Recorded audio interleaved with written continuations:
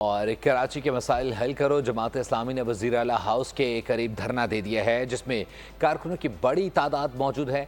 बोल के नुमाइंदे साद गुज्जर अमीर जमात इस्लामी कराची मुनम जफर के साथ मौजूद हैं। क्या गुफ्तगू हुई उनसे जाते साथ बताइएगा।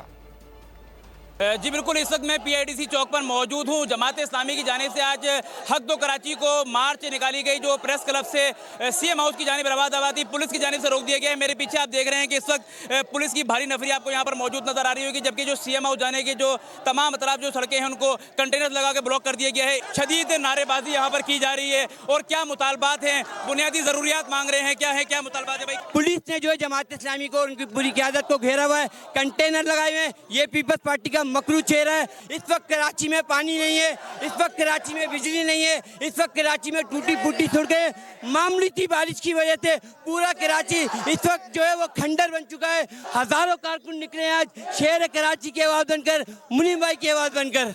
ये जो मार्च है इसका आगाज कर दिया गया है और मार्च इस वक्त पीआईडीसी चौक पर भी पहुंच चुके हैं। एक तरफ जमात इस्लामी के कारकुनान नजर आ रहे हैं, जबकि दूसरी जानिब हमें सिंध पुलिस के नौजवान नजर आ रहे हैं। कारकुनान को सीएम हाउस की जानिब जाने से रोका जा रहा है। यहाँ से बहुत शुक्रिया आपका। सब्सक्राइब करें और बेल दबाएं ताकि कोई खबर रह न जाए।